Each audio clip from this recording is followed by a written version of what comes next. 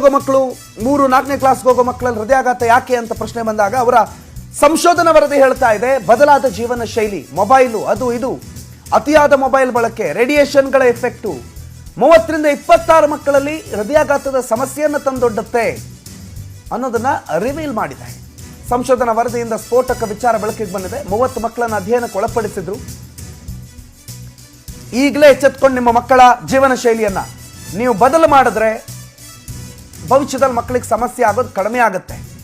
ಇಲ್ಲ, ನನ್ನ ಮಗ ಮೊಬೈಲ್ ಇಲ್ಲ ಅಂತಂದ್ರೆ ಊಟನೇ ಮಾಡಲ್ಲ, ನನ್ನ ಮಗ ಮೊಬೈಲ್ ಇಲ್ಲ ಅಂತಂದ್ರೆ ಹೊರಗಡೆ ಬರೋದೇ ಇಲ್ಲ, ಮೊಬೈಲ್ ಕೊಟ್ರೆ ಏನು ಬೇಕಾದ್ರೂ ಮಾಡ್ತಾನೆ ಅಂತ ನೀವು ಅವ್ರ ಕೈಗೆ ಮೊಬೈಲ್ ಕೊಡ್ತಾ ಹೋದ್ರೆ ಅದು ನಿಮ್ಮ ಮಗುವಿನ ಜೀವಕ್ಕೆ ಕುತ್ತಾಗುತ್ತೆ, ನಿಮ್ಮ ಮಗುವಿನ ಪ್ರಾಣ ತೆಗೆಯುವಂಥ ಸಾಧ್ಯತೆ ಇದೆ ಅಂತ ನಾವು ಹೇಳ್ತಾ ಇರೋದಿಲ್ಲ, ಮಾಧ್ಯಮ ಹೇಳ್ತಾ ಇರೋದಲ್ಲ.